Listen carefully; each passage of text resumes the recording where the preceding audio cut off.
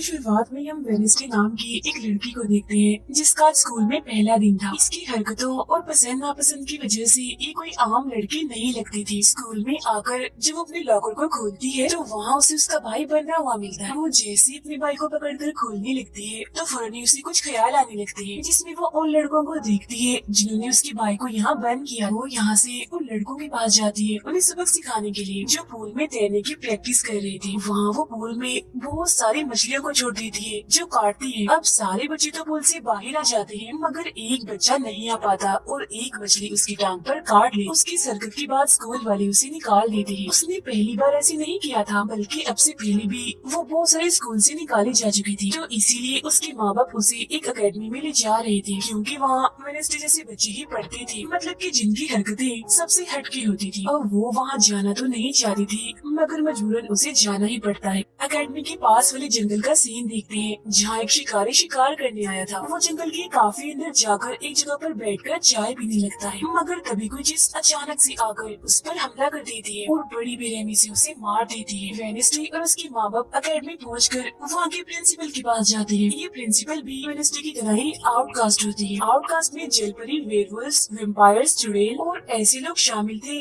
जिनमें जादुई ताकतें पाई जाती हैं और इस तरह के ही सारे बच्चे इस अकेडमी में पढ़ते हैं। वेडनेसडे के साथ जिसने कमरे में रहना था यानी उसके रूम में, उसने कमरे को काफी रंगीन बनाया हुआ था, इसीलिए सब कुछ वेडनेसडे को पसंद नहीं आता क्योंकि उसे तो बस काला रंग ही पसंद था। यहाँ का सारा माहौल देखकर वो मुंह बना लेती है। तब उसकी रूममेट उससे पूछती है, तुम ठीक हो ना, क्या हुआ तुम्हें? जिस पर उसके डैड जवाब देते हैं, मेरी बेटी बड़ी अजीब है, काफी बोर है और बस इसी तुम जिंदा लाश समझो। अपने डैड की बातें सुनकर वेडनेसडे उन्हें घूरने लगती है। अब उसकी रूममेट उसे पूरे अकेडमी घुमा रही थी कि तभी एक लड़का वहाँ आकर वेडनेसडे से उसकी फेसबुक आईडी मांगता है, जिस पर वो कहती है, मैं कोई भी सोशल मीडिया इस्तेमाल नहीं करती क्योंकि सोशल मीडिया हड्डियों को सड़ा देने वाली सिर्फ एक बीमारी है और कुछ भी नहीं। जाने से पहले वेडनेसडे की मॉम उसे कहती है, अब तुम यहाँ से कभी भाग नहीं पाओ। जिस पर वो कहती है, देख लीजिएगा, मैं आपसे वादा करती हूँ कि जल्दी मैं यहाँ से भाग जाऊंगी। वहाँ से जाते वक्त उसके डैड वहाँ एक हाथ छोड़ देते हैं ताकि वो वेडनेसडे पर नजर रख सके। उधर जंगल में जब पुलिस छानबीन करने आती है तो उन्हें उस शिकारी की लाश के टुकड़े अलग अलग जगहों पर पड़े मिलते हैं। ऐसा हादसा वहाँ पहली बार नहीं हुआ था बल्कि तीसरी बार ऐसा हुआ कि अकेडमी के इस जंगल में कोई मारा गया। और वेडनेसडे अपने कमरे की सारी रंगीन चीजें हटा देती है और अपने रूममेट से कहती है, शोर मत करो,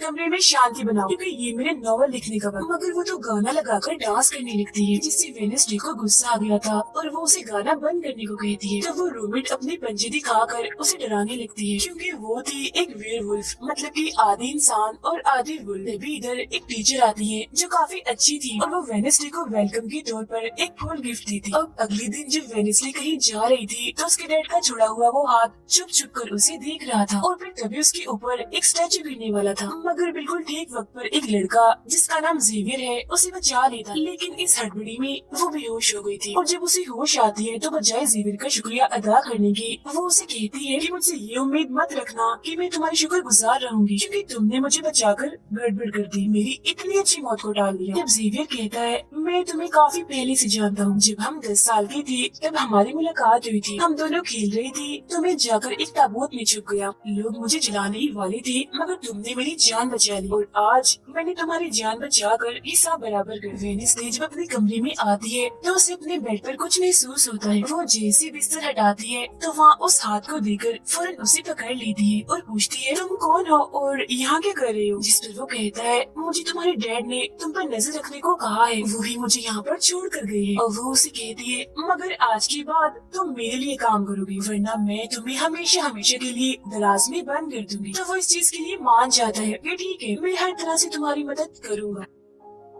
अगले दिन प्रिंसिपल वेडनेसडे को एक दिमाग के डॉक्टर के पास ले जाती है क्योंकि उन्हें भी ऐसा महसूस हुआ था कि वेडनेसडे का दिमागी तवाज़ुन कुछ ठीक नहीं है। मगर वो वहाँ कोई बहाना बनाकर हाथ की मदद से खिड़की खोलती है और वहाँ से भाग जाती है। भागते हुए वो एक आदमी से टकरा जाती है जिससे फौरन उसे ख्याल आता है, जिसमें वो देखती है कि इस आदमी का अभी एक्सीडेंट होने वाला है जिसमें वो मर गया है बड़ी बेरहमी से। मगर वो इस बारे में उस आदमी को कुछ नहीं बताती क्योंकि उसे खून खराबा बहुत पसंद। वो एक होटल में जाती है जहाँ उसकी मुलाकात एक वेटर से होती है। वो काफी परेशान दिख रहा था क्योंकि उसकी कॉफी मशीन खराब हो गई। वेडनेसडे उसे कहती है, मैं तुम्हारी कॉफी मशीन ठीक कर सकती, लेकिन इसके बदले तुम्हें मुझे स्टेशन पर छोड़ना होगा, जिसके लिए वो मान भी जाता है और वेडनेसडे उसकी मशीन ठीक कर देती है। इस पर वो कहता है, बस थोड़ा सा इंतजार करो, मेरी शिफ्ट खत्म होने वाली है, फिर हम चलते। और वेडनेसडे जब वहाँ बैठी इंतजार कर रही थी कि तभी कोई शरारती लड़की आकर उसे परेशान करने लगती है, जिससे उसे गुस्सा आ गया था और वो उन लड़कों को अकेले ही काफी मारती है और अच्छा सबक सिखाती है। अब इतनी ही देर में उस वेटर के डैड जो एक पुलिस ऑफिसर थे वहाँ आ जाते हैं। तोड़फोड़ देखकर जब वो अपने बेटे से इस बारे में पूछते हैं तो वो कहता है, कुछ नहीं, बस वो लड़के कस्टमर्स को परेशान कर रहे थे तो इसने उन्हें अच्छा सबक सिखा दिया। तभी यहाँ अकेडमी की प्रिंसिपल भी आ जाती है, उनसे सॉरी बोलकर वेडनेसडे को यहाँ से ले जाती है। रास्ते में वो उस पर काफी गुस्सा करती है कि आखिर तुमने कैसे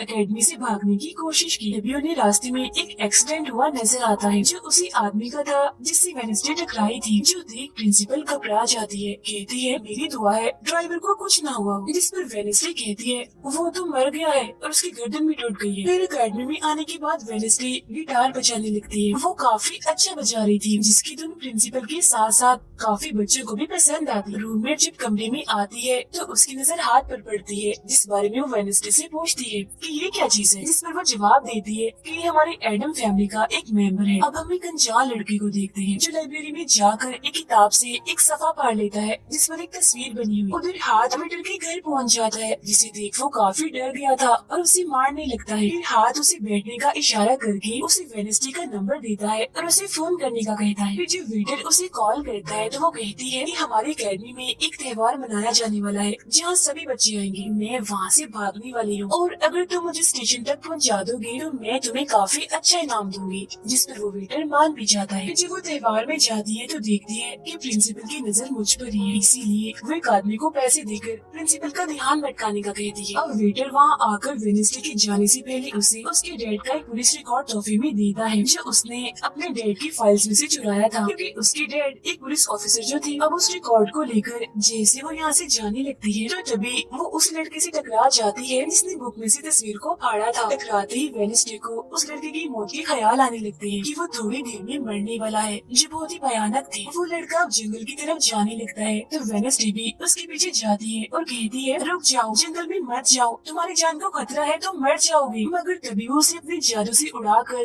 पेड़ पर लगा देता है और कहता है, खतरा मुझे नहीं तुम्हें है, बल्कि तुम खुद ही खतरा हो और मैं सब लोगों को तुमसे बचा रहा हूँ। उस दिन स्टैचू को मैंने ही तुम्हारे ऊपर गिराया था। जिसके बाद वो उसे एक तस्वीर दिखाता है और कहता है, इस तस्वीर में तुम ही हो जिसे मेरी मॉम ने 25 साल पहले बनाया था और ये उस वक्त की बात है जब वो इस अकेडमी में पढ़ती थी। मरने से पहले उन्होंने कहा था कि इस लड़की इन्हें तुम्हें मुझे रोकना होगा, नहीं तो तुम इस अकेडमी के साथ साथ पूरी दुनिया को भी तबाह कर दोगी। वो बस वेडनेसडे को मारने ही वाला था कि तभी एक बड़ा सा मॉन्स्टर आकर उस पर हमला कर देता है और बड़ी ही बेरहमी से उसे मार देता है। इसके बाद हम वेडनेसडे को उसके कमरे में देखते हैं, क्योंकि उसने यहाँ से भागने की इरादे को खत्म कर दिया था, क्योंकि अब उसके दिमाग में बहुत सारे सवाल थे, जैसे कि मैं इस दुनिया के लिए खतरा कैसे हूँ, एक मॉन्स्टर ने आखिर मेरी जान क्यों बचाई, और साथ ही उसके डैड के खिलाफ पुलिस रिपोर्ट जिसमें उसके डैड के ऊपर एक कत्ल का इल्जाम था।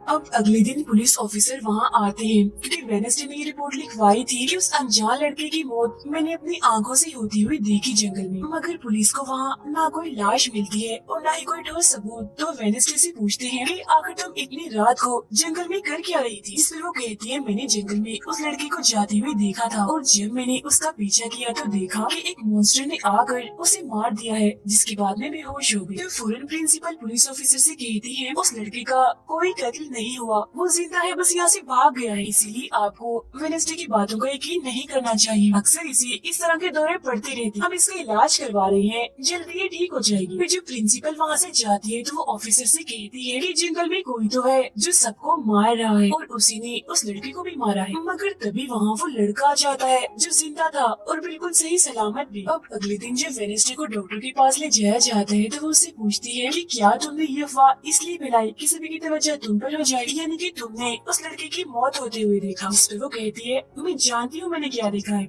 ओके मुझे तुम्हें बताने की कोई जरूरत नहीं। अगले दिन उसे पता चलता है कि उसी लड़के को बगैर किसी वजह से अकेडमी से निकाला जा रहा है, इसीलिए वो अपने साथी उस साथ को उस लड़के के पीछे लगा देती है। अब प्रिंसिपल की कहने पर वेडनेसडे एक एक्टिविटी में हिस्सा लेती है, जिस मकसद के लिए वो क्लब ज्वाइन करती है, जहाँ उसके साथ सिर्फ एक ही लड़का था जिसके साथ उसकी दोस्ती हो जाती है। जब हाथ उस लड़के के पीछे जाता है तो देखता है कि वो अपना रूप बदल रहा है, जहाँ पहले वो एक बुरा इंसान और फिर अकेडमी के प्रिंसिपल का रूप ले लेता है। जिसके बाद हाथ आकर ये सारी बात वेडनेसडे को बता देता है। अब जब क्लास शुरू होने वाली थी तो जेवियर उससे कहता है कि मेरी साथ वाली सीट खाली है तो तुम यहाँ बैठ जाओ, तो वो उसके साथ आकर बैठ जाती है। जेवियर यहाँ मकड़ी की तस्वीर बना रहा था और फिर अपने जादू से वो उसे जिंदा भी कर देता है, मगर एक ही झटके में वेडनेसडे उसे मार देती है फिर उसकी राख उड़ा देती है। अब एक लड़की जो काफी बदतमीज थी और विलन भी थी, उसकी और वेडनेसडे के बीच काफी बहस हो जाती है, क्योंकि दोनों ही एक दूसरे से काफी चिढ़ती थी, एक दूसरे को जरा भी पसंद नहीं करती थी। फिर इसके बाद वेडनेसडे अपनी जगह अपने रूममेट को उस क्लब में भेज देती है जहाँ वो एक्टिविटी की प्रैक्टिस कर रही थी, और खुद वो अकेली ही चली जाती है अकेडमी की उस जंगल में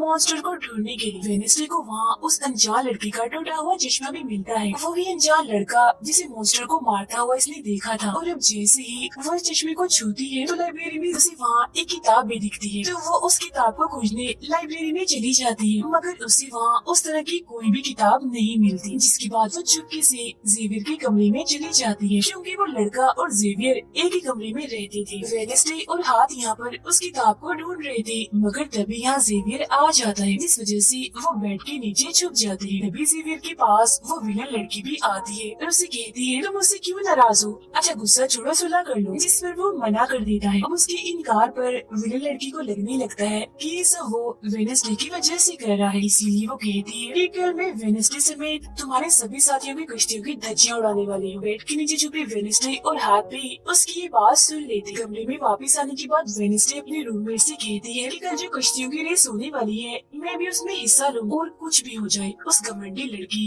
यानी विलन को मैं हरा कर ही रहूंगी। अब अगले दिन जब रेस शुरू होती है तो बताया जाता है कि इस मुकाबले का कोई भी असूल कानून नहीं है, जो भी टीम सबसे पहले गुफा में जाकर झंडे को लाएगी वही टीम जीत जाएगी। जिसके फौरन बाद गेम शुरू हो जाती है और विलन भी अपनी चालें चलना शुरू कर देती है। वो अपने एक जलपरी साथी की मदद से एक टीम की कश्ती को तुड़वा देती है, जिससे वो पूरी टीम पानी में गिर जाती है। मगर फिर जब वो जलपरी वेडनेसडे की कश्ती की तरफ आ रही थी तो हाथ उससे पहले ही जाल फेंककर उसे जाल में फंसा लेता है। अब किनारे तक सिर्फ 3 ही टीम्स पहुंच पाती है, और जब सारे लोग झंडा लेने अंदर जाते हैं तो रूममेट अपने पंचों से जोकर टीम की कश्ती में छेद कर देती है। फिर सभी के साथ वेडनेसडे जब झंडा लेकर आ रही थी तो उसे ख्याल आता, जिसमें वो अपनी जैसी एक लड़की को देखती है जिसके हाथ में किताब थी। होश में आने पर झंडा लेकर वो वापिस से कश्ती में चली जाती है। जोकर की कश्ती तो छेद होने की वजह से वहीं पर ही डूब जाती है, जबकि जलपरी दोबारा से वेडनेसडे की कश्ती पर हमला करने लगती है, मगर हाथ पानी में जाकर जलपरी को जोर से मुक्का मार। अब वेडनेसडे अपनी कश्ती से बहुत सारे तीर निकाल कर विलन की कश्ती में छेद कर देती है, जिससे उसकी कश्ती डूब जाती है और वेडनेसडे की टीम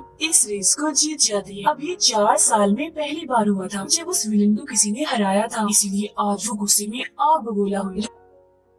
रात के वक्त वेडनेसडे एक स्टैचू के पास जाती है जिसके हाथ में किताब थी। किताब पर लिखी एक पहेली को जैसे ही वो सुलझाती है तो वहाँ एक रास्ता खुल जाता है। जैसे ही उसके अंदर जाती है तो देखती है कि यहाँ उसके मॉम डैड के अलावा और भी बहुत सारे लोगों की तस्वीरें लगी हुई हैं। उसे वहाँ वो किताब भी मिल जाती है जिसकी वो तलाश कर रही थी, मगर जैसे वो उस किताब को वहाँ से लेकर जा रही थी कि तभी अचानक से कोई आकर उस पर हमला कर देता है, जिससे वो बेहोश हो जाती है। अब उसे जैसे ही होश आती है तो देखती है कि उसे कुछ लोगों ने बंदी बनाया हुआ है जिन्होंने मास्क भी लगाए हुए थे, मगर उनकी आवाज सुनते ही वेडनेसडे उन्हें पहचान लेती है और कहती है कि मैंने तुम्हें पहचान लिया है, तुम अपने अपने मास्क हटा सकती हो। असल में ये लोग और कोई नहीं बल्कि विलन और उसके साथी थे। इसी दौरान वो अपनी रस्सी भी खोल चुकी थी और वहाँ से जाने लगती है, मगर जाते जाते वो कहती है तुम सब छोटे बच्चे हो, अगवा करना भी तुम्हें ठीक से नहीं आता। वापिस आने के बाद वो उस तस्वीर को किताब पर लगाकर मुकम्मल करती है जिसे उस लड़के ने किताब से फाड़ लिया था और वो उसे पढ़ने लगती है। अब अगले दिन प्रिंसिपल सभी बच्चों को एक प्रोजेक्ट देती है जिसमें उन्हें शहर की सारी दुकानों पर जाकर काम करना था। शहर पहुंचने के बाद वेडनेसडे जेवियर को वो किताब दिखाकर पूछती है कि क्या तुम इस किताब को पहचानते हो, जिस पर वो कहता है हाँ, इस किताब को लेकर मेरे और उस लड़की के बीच में लड़ाई भी हुई थी जिसके बारे में तुमने कहा था कि मॉन्स्टर ने उस पर हमला कर दिया था। ये किताब एक जादूगर की है और 30 सालों से भी ज्यादा पुरानी है, तो तुम इसके साथ क्या कर रही हो? ये सुन वो उससे पूछती है तुम उस जादूगर के बारे में और क्या जानते हो? वो कहता है कुछ खास नहीं, अगर तुम उस जादूगर के बारे में जानना चाहती हो फिर तुम्हें उसके घर जाना होगा जो काफी पुराना एक खास घर है। अकेडमी के सारे बच्चे भी अलग अलग दुकानों में जाकर काम करने लगते हैं। वेडनेसडे एक वेट्रेस बनी थी मगर उसका नखरा गुस्सा देखकर कोई भी उसे खाने की चीज नहीं लेता। वेडनेसडे का दोस्त पेस्ट्री खा रहा था कि तभी शरारती बच्चे आकर उसे परेशान करने लगते हैं और बस फिर होना क्या था, वेडनेसडे वहाँ आती है और उन्हें खूब मारती है। इसके बाद वो अपने उस दोस्त को लेकर जादूगर के घर जाती है ताकि वो सारी सच्चाई जान सके कि आखिर बात क्या है और उस किताब के बारे में भी। उसे वहाँ जादूगर की बहुत सारी चीजें और एक पेंटिंग भी दिखाई देती है। पेंटिंग में वो उसी लड़की को किताब पकड़ी हुई देखती है जो उसे गुफा के पास भी दिखी थी। उसके ख्याल में जब उनकी रेस में वेडनेसडे झंडा लेने गई फिर उसे वहाँ इस पेंटिंग वाली लड़की की किताब भी मिल जाती है मगर वो खाली थी क्योंकि वो नकली थी। इतनी ही देर में वहाँ एक औरत आती है तो वेडनेसडे उसे असली किताब के बारे में पूछती है जिस पर वो कहती है कि वो किताब तो चोरी हो गई थी और इस वक्त तुम जहाँ खड़ी हो ये भी उस जादूगर का असली घर नहीं है। इसके बाद वेडनेसडे वेटर से मिलने उसकी होटल जाती है और उससे जादूगर के असली घर के बारे में पूछती है तो वो उसे असली घर के बारे में बता भी देता है। जहाँ से वेडनेसडे अकेली उस घर में चली जाती है वहाँ उसे एक बूढ़ा आदमी मिलता है जो उसे कहता है ये मेरी जगह है, मेरा घर है, निकलो यहाँ से। तब ये सुन वेडनेसडे का साथी वो हाथ उसके मुंह पर ही हमला कर देता है जिससे डरकर वो आदमी वहाँ से भाग जाता है और वेडनेसडे को यहाँ से कुछ नहीं मिलता इसीलिए वो यहाँ से जाने लगती है। मगर जब वो दरवाजे से बाहर जाती है तो फौरन उसे ख्याल आता है जिसमें वो देखती है कि वो जादूगर एक लड़की को चुड़ैल साबित करके इस घर में बंद कर देता है जहाँ उससे पहले और भी बहुत सारे लोग बंधे हुए थे। ये सारे लोग आउटकास्ट के थे, यानी कोई वेम्पायर था, कोई जलपरी, कोई वेयरवुल्फ तो कोई चुड़ैल। इसीलिए जादूगर इन सबको शैतान समझता था। इस तरह के सभी लोगों को यहाँ कैद करने के बाद वो इस पूरे घर में आग लगा देता है। वो बच्चे जिसे जादूगर ने चुड़ैल साबित किया था वो अपनी मम को आजाद करने की कोशिश करती है मगर नहीं कर पाती क्योंकि सभी लोगों को जंजीर की मदद से जमीन के साथ बांधा हुआ था। सिर्फ वो बच्ची आजाद थी इसीलिए अपनी माँ के कहने पर उसे बेसमेंट के जरिए वहाँ से भागना पड़ता है। जिसके बाद वो जादूगर जो बेहद ही जालिम था सभी आउटकास्ट के लोगों को जला देता है। तभी वो लड़की वेडनेसडे के पास आती है और कहती है वो बहुत ही जालिम है, हम सबको मार देगा। तब इतनी ही देर में वो जादूगर भी वहाँ आ जाता है जिससे वेडनेसडे डर जाती है और वापस से होश में मतलब कि मौजूदा वक्त में आ जाती है। होश में आती वो हाथ से कहती है मैंने उस लड़की को देख लिया, उसने मुझसे बात भी की, मुझे लगता है वो मेरे खानदान की कोई मेंबर है। तभी यहाँ जंगल वाला मॉन्स्टर आकर इस घर पर हमला कर देता है मगर जब उसकी नजर वेडनेसडे पर जाती है तो वो यहाँ से भाग जाता है। वेडनेसडे और हाथ उसका पीछा करते हैं मगर देखते हैं कि मॉन्स्टर के कदमों के निशान तो इंसानी पैरों के निशान में बदल गए। अगले दिन उस जादूगर की मूर्ति को इज्जत के तौर पर एक जगह पर लगाया जाने वाला था क्योंकि शहर के लोग तो उसे अपना हीरो ही मानते थे और आज वेडनेसडे को वहाँ गिटार बजाने के लिए बुलाया गया था। लेकिन वो लोग जैसे मूर्ति लगाकर अपना काम करने लगते हैं तो तभी वो हवेली भयंकर मूर्ति को आग लगा देता है क्योंकि वेडनेसडे के कहने पर उसने पहले ही मूर्ति पर पेट्रोल डाल दिया था। आग देखकर सारे लोग वहाँ से भाग जाते हैं मगर वेडनेसडे अभी भी वहाँ बैठी गिटार बजा रही होती है। साथ ही वो मूर्ति को जलता हुआ देखकर खुश भी हो रही थी। अब प्रिंसिपल को वेडनेसडे पर ही शक था मगर उसके खिलाफ प्रिंसिपल के पास कोई सबूत नहीं था। अब जादूगर के जिस पुराने घर में वेडनेसडे गई थी जहाँ वो बड़ा आदमी था वो अभी भी वही रुका हुआ था मगर तभी वो मॉन्स्टर वहाँ आता है और उस बूढ़े आदमी पर हमला कर देता है। लेकिन मरते मरते वो बूढ़ा आदमी मॉन्स्टर की 2-3 तस्वीरें अपने कैमरा में बना ही लेता है। पुलिस को जब ये खबर मिलती है तो फौरन छानबीन करने पहुँच जाती है जहाँ उन्हें बूढ़े आदमी के कैमरा से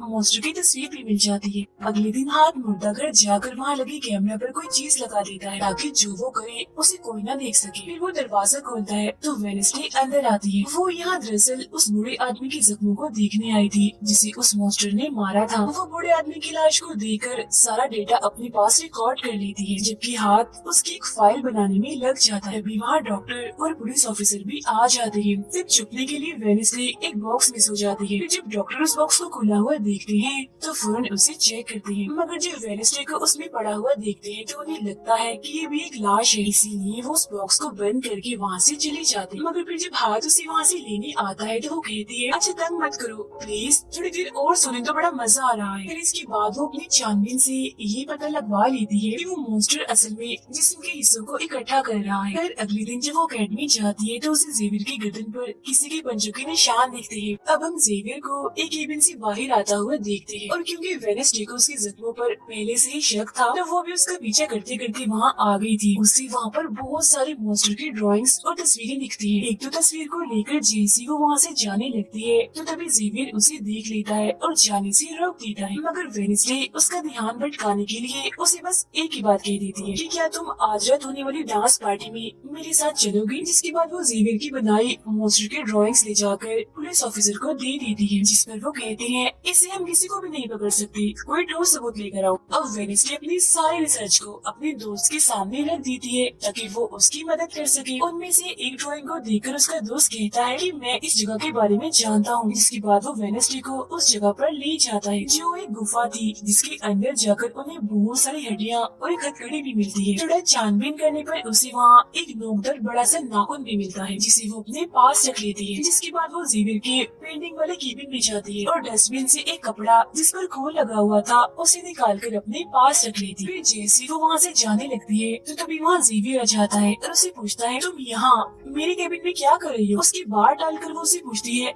ये जो चोट तुम्हारी गर्दन पर है ये तुम्हें कैसे लगी। तो वो बताता है कि पिछले कुछ दिनों से ये मॉन्स्टर मेरे सपनों में आ रहा है, इसीलिए मैं इसकी ड्राइंग्स बनाता हूँ। मगर एक दिन मैंने अपने जादू पर से कंट्रोल खो दिया और ड्राइंग के अंदर से मॉन्स्टर के पंजे ने निकल कर मुझे नोच लिया। लेकिन अब क्योंकि वेडनेसडे उस पर शक कर रही थी इसीलिए वो उस पर काफी गुस्सा करता है और फौरन उसे यहाँ से जाने का कहता है। अब वेडनेसडे वो खून लगा कपड़ा और नाखून जाकर पुलिस ऑफिसर को दे देती है और कहती है, ये लो ठोस सबूत और बेशक डीएनए टेस्ट करवा लो, मेरे ख्याल से इतना सबूत काफी होगा, है ना।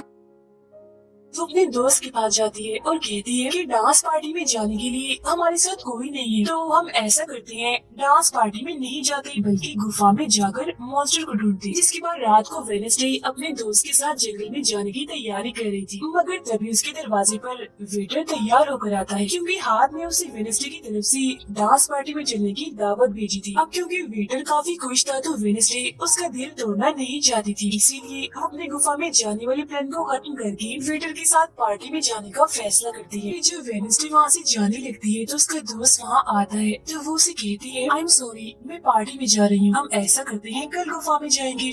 लेकिन उसका दोस्त बगैर बताए अकेला ही उस गुफा में चला जाता है। उधर पार्टी में सारे लोग आकर काफी एंजॉय कर रहे थे, सब लोग अपने अपने साथी को लेकर पार्टी में आए हुए थे, जहाँ जेवियर अपने साथ उस विलन लड़की को लाया था। लेकिन जब वेडनेसडे वेटर के साथ वहाँ आती है तो उन दोनों को साथ देकर जेवियर जलने लगता है। जब सब लोग डांस कर रहे थे तो वेडनेसडे की डांस करने की स्टाइल से सारे लोग काफी हैरान रह जाते हैं क्योंकि वो काफी अजीब तरह से ही डांस कर रही थी। उधर जंगल में वेडनेसडे का दोस्त भी पहुँच गया था और छुपकर मॉन्स्टर की आने का इंतजार कर रहा था, मगर तभी वहाँ कोई आता है और उस गुफा में धमाका करके भाग जाता है। जेवियर लगातार उन दोनों को देखकर जल रहा था, इसीलिए वो विलन लड़की से कहता है कि तुम अपना लॉकेट उतारो और अपनी जेल परी से मेरे लिए मदद मांगो ताकि मैं वेडनेसडे को भूल जाऊँ। जब सुन विलन लड़की भड़क जाती है और उसे कहती है कि तुम तो पहले ये कहते फिर रही थी कि मैंने अपने जेल परी से तुम्हें अपने काबू में किया है और अब तुम्हें किसी को बुलाने के लिए मेरी ही मदद चाहिए। तभी बाहर शरारती लड़कों का ग्रुप टैंकर लेकर आता है और डांसिंग क्लब की पंप में वो बड़ा सा पाइप लगा देते हैं और फिर तभी अचानक उस पार्टी में खून की बारिश होने लगती है क्योंकि जो टैंकर वो शरारती लड़के लाए थे जिसका पाइप उन्होंने लगाया था उसमें दरअसल खून था। ये देख सारे लोग घबरा जाते हैं और पार्टी से भागने लगते हैं, मगर वेडनेसडे वहीं खड़ी रहती है क्योंकि उसे तो अब और मजा आ रहा था क्योंकि वो बारिश खून की नहीं बल्कि कलर की थी जिसमें वो काफी इंजॉय कर रही थी। तभी वेडनेसडे को ख्याल आता है जिसमें वो देखती है कि उसका दोस्त अकेला ही जंगल में चला गया है, जहाँ वो मुसीबत में है, उसकी जान खतरे में है, इसीलिए वो जंगल की तरफ उसे बचाने के लिए भाग जाती है। उसके दोस्त के पीछे दरअसल वो मॉन्स्टर पड़ गया था जिससे बचकर वो भाग रहा था। वो मॉन्स्टर एक बार उस पर हमला करता ही है कि तभी वेडनेसडे उसे ढूंढते हुए वहाँ आ जाती है। तब मॉन्स्टर उसे देखकर वहाँ से भाग जाता है। वो अपने दोस्त को बेहोश पड़ा हुआ देखकर काफी घबरा जाती है। इतनी ही देर में उसकी टीचर भी उसका पीछे करते करते वहाँ आ गई थी, जिसके बाद उसके दोस्त को हॉस्पिटल ले जाया जाता है और वेडनेसडे खुद वापस अपने अकेडमी में आ जाती है, जहाँ वो अपने डैड पर लगे एग्जाम को सुलझाने की कोशिश कर रही थी कि आखिर सच क्या अकेडमी में सारे माँ बाप अपने बच्चों से मिलने आते हैं, क्योंकि आज मीटिंग थी। प्रिंसिपल सबको बताती है कि वेडनेसडे के दोस्त की हालत में सुधार हो रहा है, कुछ दिन के बाद ठीक होकर वो वापिस आ जाएगा। मगर दूर खड़ी वेडनेसडे अपने रूममेट को बताती है कि ये झूठ है, वो तो कोमा में है बेचारा। तभी यहाँ दोनों के माँ बाप आ जाते हैं और ये उनसे मिलने चली जाती है। वेडनेसडे अपने मॉम डैड को बताती है कि जब से आपने मुझे यहाँ छोड़ा है मेरे ऊपर बहुत सारे हमले हुए हैं। अब इन सभी को अपनी अपनी फैमिली से मिलता हुआ दूर खड़ी जेवियर और विलन लड़की देख रही है, क्योंकि उनकी मॉम डैड आज भी नहीं आई और विलन लड़की सुधर गई होती है। साथ ही उसकी जेवियर के साथ दोस्ती भी हो गई थी, तो अब से हम उसे जेवियर की दोस्त के। तब इतनी ही देर में उसकी मॉम भी इधर आ जाती है, जिसे देखकर वो काफी हैरान थी। वेडनेसडे के माँ बाप प्रिंसिपल से मिलते हैं तो वो कहती है कि वेडनेसडे काफी अजीब तरह से सबसे पेश आती है, इसे डॉक्टर के पास ले जाए इलाज करवाने के लिए। अब इससे पहले वहाँ उसकी माँ बाप कुछ कहते फौरन वो बोल पड़ती है कि रुकिए जरा डैड, मैं आपसे कुछ पूछना चाहती हूँ। ये देखिए एक लड़का जिसका नाम गैरेट है, इसकी कत्ल का इल्जाम आपके सर पर क्यों है और ये कौन था? तब वेडनेसडे की मोम उसे कुछ भी बताने से इनकार कर देती है। तो वो अपनी मोम को ये कहकर यहाँ से चली जाती है कि मत बताइए, बाकी सबूत मैं खुद ढूंढ लूँ। वो सीधा जाती है हॉस्पिटल अपने दोस्त से मिलने, जहाँ उसका ख्याल वेडनेसडे का साथी हाथ रख रहा था। अब पता चलता है कि डॉक्टर ने अपनी जान ले ली है और ये डॉक्टर वही था जिसकी मुर्दा खाने से वेडनेसडे बूढ़े आदमी की लाश को देखने आई। मरने से पहले डॉक्टर ने एक खत भी छोड़ा था जिसमें लिखा हुआ था कि मैं गैरेट के केस पर शर्मिंदा हूँ, क्योंकि मैंने उसकी झूठी रिपोर्ट बनाई थी। अब जब सारे लोग खाना खा रहे थे तो तभी वहाँ पुलिस ऑफिसर आकर वेडनेसडे के डैड को पकड़ लेता है और कहता है कि गैरेट की मौत के इल्जाम में तुम्हें गिरफ्तार किया जा रहा है। जेल में वेडनेसडे अपने डैड से मिलने जाती है, पूछती है कि बताएं गैरेट से आपका क्या वास्ता है। तो वो बताते हैं कि गैरेट तुम्हारी मॉम से बहुत प्यार करता था, फिर एक दिन जब तुम्हारी मॉम और मैं साथ थे तो गैरेट ने आकर मुझ पर हमला कर दिया। मैंने अपना काफी बचाव किया, जिस दौरान गलती से उसकी मौत हो गई। ये सुन वेडनेसडे को उनकी बात थोड़ी झूठी लगती है। फिर वो पुलिस ऑफिसर के पास जाती है, कहती है मेरे डैड ने गैरेट को नहीं मारा और ये उनके खिलाफ साजिश की जा रही है। जिस पर वो कहता है दुनिया तुम्हारे हिसाब से नहीं चलती, हमारे पास सबूत आ गए हैं तुम्हारे डैड के खिलाफ। वो कहती है मैं नहीं मानती और मेरा ख्याल है कि जिसने मेरे दोस्त को मारने की कोशिश की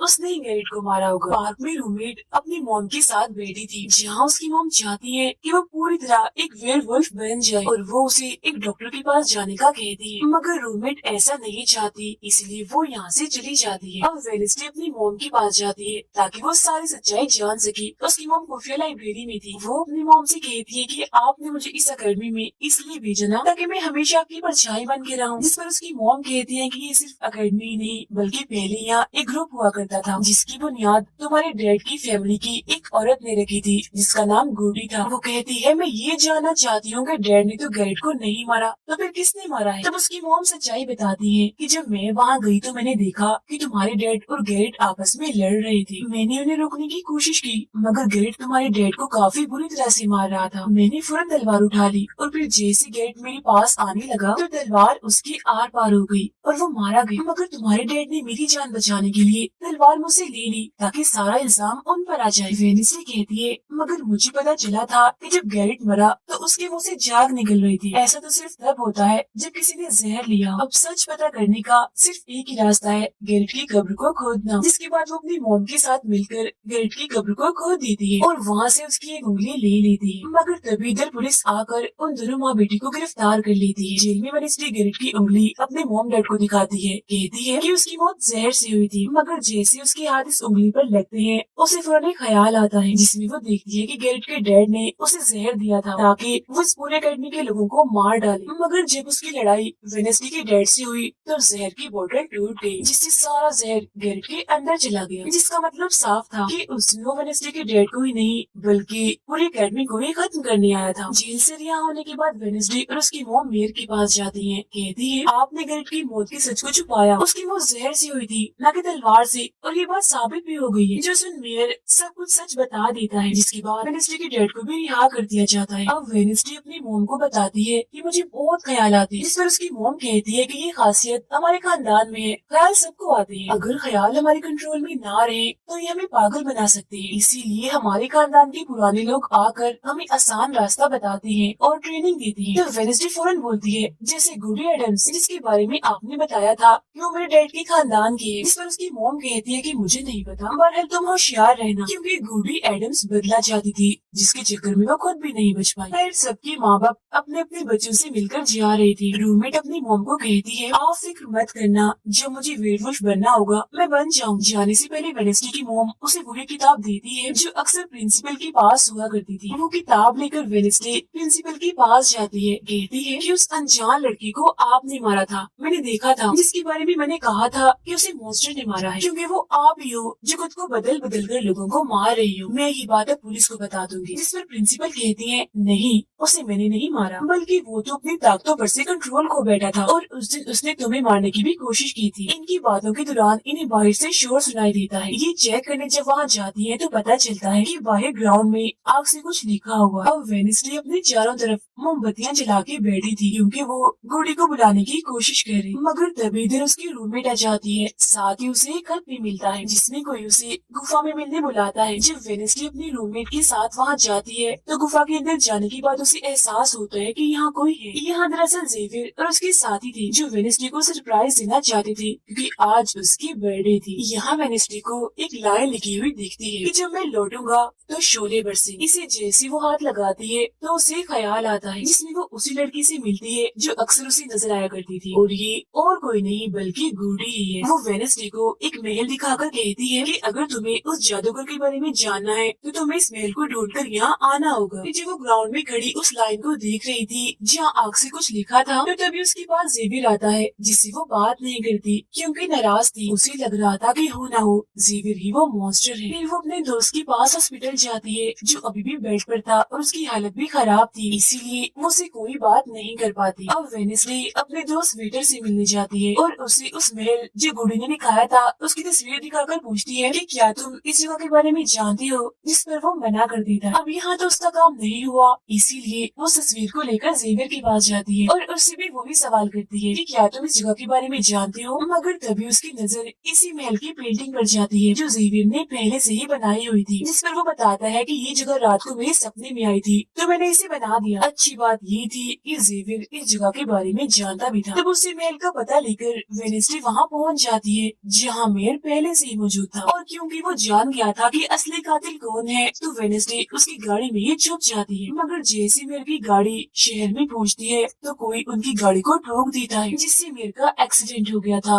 वो काफी जख्मी हो जाती है, उनकी हालत मरने वाली हो गई। फिर अब रात के वक्त वेडनेसडे वेटर और अपने रूममेट के साथ उसी महल में आती है। यहाँ उसे ऐसा महसूस होता है जैसे कोई इधर रह रहा है, क्योंकि मोमबत्तियां गर्म थी और एक कमरा बिल्कुल साफ था। इतनी ही देर में वो मॉन्स्टर भी यहाँ आ जाता है, जिससे बचने के लिए ये लोग छुप जाते हैं। ये लोग देखते हैं कि जिन जिन लोगों पर मॉन्स्टर ने हमला किया था उनके जिस्म के कटे हुए हिस्से यहाँ पर पड़े हुए हैं। अब वेडनेसडे अपने दोस्तों को मॉन्स्टर से बचाना चाहती थी, इसीलिए वो उन्हें यहाँ से ले जाती है। ये वेटर के घर जाते हैं जहाँ जैसे उसकी डैड आती है तो वेडनेसडे उन्हें कहती है कि मैं आपको कुछ दिखाना चाहती हूँ, क्योंकि वो पुलिस ऑफिसर जो थे वो जब उन्हें महल में ले जाती है तो वहाँ पर कुछ भी नहीं था। मतलब जिस्म के कटे हुए हिस्से जो पहले यहाँ पर रखे हुए थे अब वो वहाँ पर नहीं पड़े थे, जिससे पुलिस ऑफिसर को गुस्सा आ जाता है और वो कहते हैं कि आज के बाद तुम मेरे बेटे से नहीं मिलोगी। अब जब वेडनेसडे एकेडमी आती है तो वहाँ उसे प्रिंसिपल मिलती है जो कहती है कि तुम्हें मैंने कहीं भी जाने से मना किया था, मगर तुमने मेरी बात ना मानकर अच्छा नहीं किया। जिस पर वो जवाब देती है, मैं सच का पता लगाने गई थी, इसलिए मैं माफी नहीं मांगूंगी, मैंने कुछ गलत नहीं किया है। जिसके बाद वो प्रिंसिपल को एक पेंटिंग भी दिखाती है जिसमें वो जादूगर था और वेडनेसडे खुद थी। बताती है कि इसलिए वो अनजान लड़का मुझे मारना चाहता था, क्योंकि उसे लग रहा था कि एकेडमी के लिए मैं खतरा हूँ, मगर खतरा दुश्मन कातिल तो कोई और ही है, जबकि मैं तो इस एकेडमी और सबको बचाना चाह रही हूँ, तो मुझे एक मौका मिलना चाहिए। प्रिंसिपल कहती है, नहीं,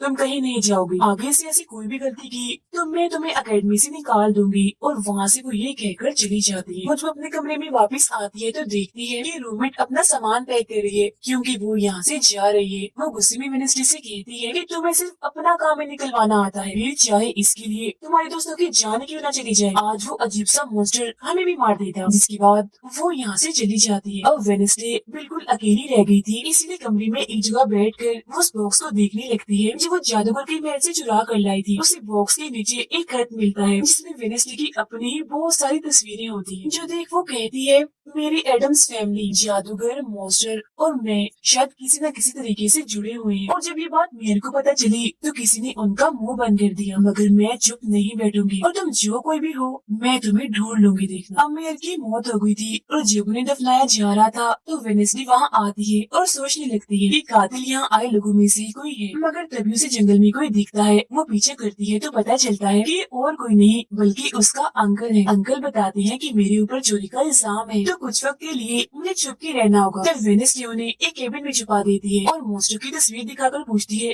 कि आप इसके बारे में कुछ जानते हैं। जिस पर वो कहते हैं मैं ज्यादा कुछ तो नहीं जानता, अगर तुम्हें इसके बारे में जानना है तो तुम्हें खुफिया लाइब्रेरी में जाना होगा। वहाँ एक तिजोरी में डायरी है जिसमें इस मॉन्स्टर के बारे में सब लिखा है। आधी रात को वेनेसडे उस लाइब्रेरी में जाती है जहाँ जेवियर पहले से ही मौजूद था। तब ये उसे कहती है जहाँ जहाँ मॉन्स्टर से हमला हुआ है वहाँ तुम पाए गए हो, तो हो ना हो मॉन्स्टर तुम ही हो। मगर वो उसकी बात को अनसुनी करके यहाँ से चला जाता है। तभी इधर उसके अंकल आते हैं। ये मिलकर डायरी को ढूंढ लेते हैं जिसमें इस मॉन्स्टर के बारे में सब कुछ लिखा था कि ये मॉन्स्टर किसी के कंट्रोल में भी आ सकता है और फिर बस ये अपने मालिक के कहने पर ही काम करता है। रात के वक्त वो अपने साथी हाथ को कहती है कि मैं वेटर से मिलने जा रही हूँ, तब तक तू मेरी डायरी का ख्याल रखना। ये जब वेटर के साथ गुफा के अंदर जाती है तो देखती है कि यहाँ उसने गुफा को सजाया हुआ है क्योंकि वो उसे शादी के लिए पूछने वाला था। वापिस आकर वेनेसडे देखती है कि उसके कमरे का सारा सामान इधर उधर बिखरा पड़ा है और उसकी डायरी कोई चुरा कर यहाँ से ले गया है। फिर जैसे वो अपने साथी हाथ को देखती है तो घबरा जाती है क्योंकि उसकी हथेली में किसी ने चाकू आर पार कर दिया था और अब उसमें जान नहीं थी, वो मर गया था। फिर वो हाथ को लेकर जल्दी से अपने अंकल के पास आती है और दुखी होती हुई कहती है प्लीज अंकल कैसे भी करके हाथ को जिंदा कर दीजिए। तब अंकल बार बार बिजली के झटके उसे देती है जिससे वो जिंदा हो जाता है। वो उसे पूछती है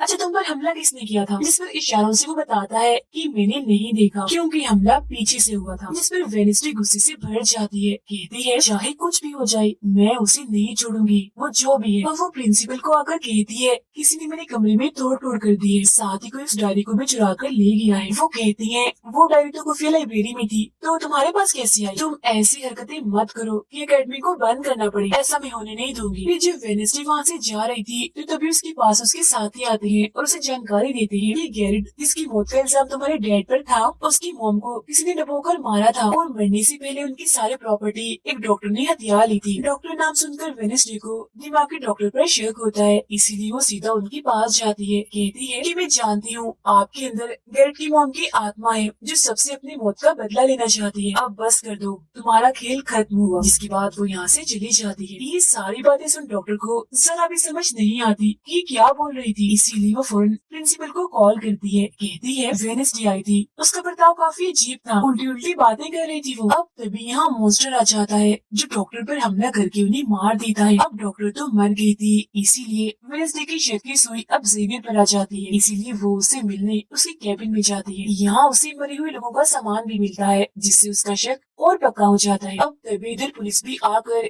जेवियर को पकड़ लेती है क्योंकि पुलिस को यहाँ पर वेनेसडे ने ही बुलाया था। अब जब वेनेसडे कमरे में आती है तो उसकी रूममेट वापस आ गई थी। कहती है तुम्हारा और मेरा कोई ताल्लुक है, मैं तुम्हारे साथ रहना चाहती हूँ, मैंने तुम्हें और हाथ को बहुत याद किया। फिर इसके बाद वेनेसडे वेटर के पास जाती है जहाँ उसे फिर से कुछ ख्याल आने लगते हैं जिनमें वो देखती है कि मॉन्स्टर और कोई नहीं बल्कि वेटर ही है जिसे वो पसंद करती है। मगर फिलहाल वो उसे कुछ नहीं कहती, उसे एक जगह पर लाती है और फिर कहती है कि जेवियर को तो फंसाया जा रहा है जबकि असली मॉन्स्टर तो तुम ही हो। मगर वो इसके लिए बार बार मना करता है। तभी यहाँ वेनेसडे के सारे दोस्त भी आ जाते हैं और वेटर को पकड़कर कुर्सी से बांध देते हैं। अब वेनेसडे उस पर जुल्म करना चाहती है मगर उसके दोस्त ऐसा करना नहीं चाहते, इसीलिए वो यहाँ से चले जाते हैं। फिर जैसे ही वो वेटर को मारने के लिए आगे बढ़ती है कि तभी वेटर के डैड पुलिस ऑफिसर यहाँ आ जाते हैं और वेनेसडे को गिरफ्तार कर लेते हैं। हालांकि वो उन्हें कहती भी है कि असली कातिल आपका बेटा है, वही मॉन्स्टर है ये, मगर वो उसकी एक नहीं सुनते। फिर जब वो यहाँ से जा रही थी तो वेटर उसके पास आता है, कहता है कैसा लगा हारना, अभी तो और भी बहुत कुछ होना बाकी है बच्चों। इसके बाद प्रिंसिपल भी वेनेसडे को कह देती है कि तुमने सारे हदें पार कर दी, इसीलिए तुम्हें अकेडमी से निकाला जा रहा है। लेकिन अभी भी वो बार बार एक ही बात कह रही थी कि वेटर ही असली मॉन्स्टर है, मगर फिर भी वो उसकी एक नहीं सुनती और जाने का कहती है। तब आखिरी बार वेनेसडे जेवियर से मिलने जाती है जो जेल में बंद था और उससे नाराज भी था क्योंकि वेनेसडे ने उसे पुलिस के हवाले हवाले किया था। हालांकि वो उसे बताती भी है कि मॉन्स्टर वेटर है और उसने मेरे जरिए तुम्हें फंसाया है। वो उसकी एक नहीं सुनता, कह देता है कि सारी मुसीबत की जड़ तुम हो। अगर तुम ये एकेडमी छोड़ के चली जाओगी तो कुछ भी गलत नहीं होगा। ये बात सुनने के बाद वो एक सेकंड भी नहीं रुकती और यहाँ से चली जाती है। वो अपने कमरे में आकर अपना सारा सामान पैक करती है, जिसके बाद वो सभी से आखिरी मुलाकात करती है। सबसे आखिर में वो अपने दोस्त से मिलने हॉस्पिटल में जाती है। कहती है मैं तो जा रही हूँ, तुम अपना ख्याल रखना और हाँ बाहर मत निकलना, बाहर मॉन्स्टर हो सकता है। और उस दिन गुफा में धमाका करने वाला और कोई नहीं बल्कि प्रिंसिपल ही थी। जिस पर वो कहता है नहीं, धमाका करने वाले के जूते लाल थे, जबकि प्रिंसिपल कभी भी लाल जूते नहीं पहनती। ये बात सुनकर वेनेस्डे को पता चल जाता है कि असली कातिल कौन है। वो अपने उसी टीचर के पास जाती है जिसे सब पसंद करती थी और कहती है बाकी लोग तो बिना वजह मारे गए हैं, जबकि असली कातिल तो तुम ही हो। तुमने ही वेटर को अपने कंट्रोल में करके उसे मॉन्स्टर बनाया और धीरे धीरे उसे अपना गुलाम बना लिया। अपने इशारों पर नचाकर लोगों को उसके जरिए मरवाया। तभी यहाँ वेटर भी आ जाता है, जिसे वो टीचर कहती है जल्दी करो, वेनेस्डे को मार दो। लेकिन दरअसल ये वेटर नहीं थी बल्कि प्रिंसिपल थी, जो रूप बदल कर यहाँ पर आई थी। और अब टीचर प्रिंसिपल के गले में जहर का इंजेक्शन घुसा देती है, जिससे प्रिंसिपल बेचारी मारी जाती है। फिर वो वेनेस्डे को भी बांध कर जादूगर की गुफा में ले आती है। गुफा में आकर वेनेस्डे को पता चल जाता है कि जिन मरे हुए लोगों के जिस्म के हिस्सों को इकट्ठा किया गया था वो दरअसल जादूगर को दोबारा से जिंदा करने के लिए किए गए थे। तभी यहाँ टीचर जो असली विलेन थी वेनेस्डे को बताती है कि जब गुडी ने जादूगर को मारा था तो गुडी ने अपने खून से जादूगर की कब्र पर एक ताला लगा दिया था और अब जादूगर को जिंदा करने के लिए हमें गुडी की फैमिली मतलब एडम्स फैमिली के ही किसी इंसान का खून चाहिए, साथ ही पूरे चांद की रात भी हो। और अब हमें ये सुनहरी मौका मिल गया है जादूगर को जिंदा करने का, क्योंकि एडम्स फैमिली से तुम हो और आज पूरे चांद की रात भी है, हम तुम्हारा खून लेंगे। जिसके बाद टीचर वेनेस्डे के हाथ पर कट लगा देती है, जिससे उसका खून निकलने लगता है। फिर वो उसके खून से जादूगर की कब्र का ताला खोल देती है और फिर अगले ही पल जादूगर भी जिंदा होकर अपने कब्र से बाहर आ जाता है। बाहर आते ही वो वेनेस्डे को चाकू मार देता है, जिससे वो जख्मी हो जाती है। इसके बाद वो अकेडमी को खत्म करने के लिए चला जाता है। अब तभी यहाँ गुडी एडम्स आती है और वेनेस्डे को बिल्कुल ठीक कर देती है, मतलब कि उसकी जख्म, और कहती है मैंने तुम्हें ठीक तो कर दिया है मगर अब की बाद मैं तुम्हें नजर नहीं आऊंगी। जंगल की रास्ते से जब वेनेस्डे जा रही थी तो तभी उसके सामने वेटर आ जाता है। उसे टीचर कंट्रोल कर रही थी, इसीलिए वो मॉन्स्टर बनकर उस पर हमला कर देता है। वो बस उसे मारने ही वाला था कि तभी यहाँ एक वेयरवुल्फ आ जाती है, जो और कोई नहीं बल्कि रूममेट थी, जो आज पहली बार वेयरवुल्फ बनी थी।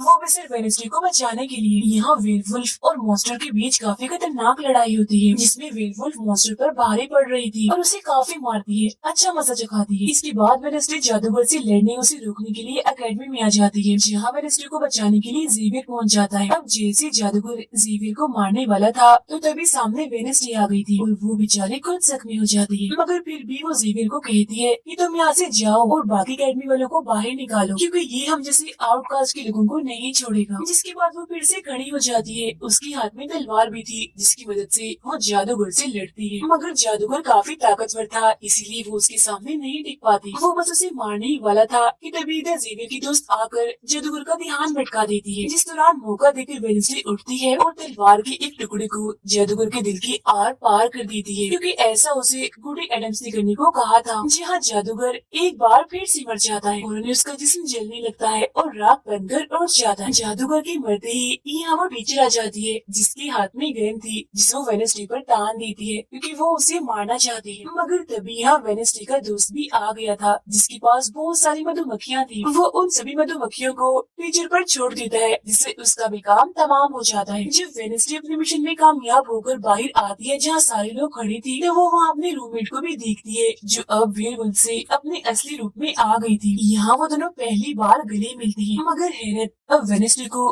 कोई भी ख्याल नहीं आ रहा था। कुछ वक्त के बाद वेनेस्डे अपना नॉवल भी पूरा कर लेती है, मगर वो इसका एंड नहीं करती, यानी कि उसे खत्म नहीं करती और आगे बस एक सवालिया निशानी छोड़ देती है। वो जेवियर से मिलने जाती है, जहाँ वो उसे गिफ्ट देता है, जिसमें मोबाइल था। वो इस गिफ्ट को ले तो लेती है, मगर कुछ नहीं कहती और वहाँ से चली जाती है। फिर जब वो अपनी गाड़ी में थी तो उसके पास मैसेज आता है, जिसमें उसकी कुछ तस्वीरें थी और साथ ही ये मैसेज भी था कि मैंने तुम पर नजर रखी हुई है, जिससे वो सोच में पड़ जाती है कि टीचर तो मर गई है, मगर अब उसके बाद ये कौन है जो सब कर रहा है। इसी सोच में वो अपने घर के लिए निकल जाती है। जिसके बाद हम पुलिस की गाड़ी को देखते हैं, जिसमें वो वेटर को बांधकर कहीं ले जा रहे थे, क्योंकि उन्हें भी पता चल गया था कि ये असली मॉन्स्टर है, इसे बस कोई कंट्रोल करता है। मगर तभी अचानक से वेटर दोबारा मॉन्स्टर बन जाता है और सभी पुलिस वालों को मार देता है, जिसका मतलब ये था कि टीचर की तरह अभी भी कोई है जो इसे कंट्रोल कर रहा है और वो लोगों को मरवाता रहेगा इसके जरिए। और ये अनजान इंसान वही हो सकता है जिसने वेडनेसडे को मैसेज किया, यानी कि अभी भी कोई है जो अकेडमी को बंद करवाने में लगा है और मॉन्स्टर के जरिए खून खराबा कत्ल होना आम ही रहेगा। और इसी के साथ ही ये सीजन इधर ही खत्म हो जाता है।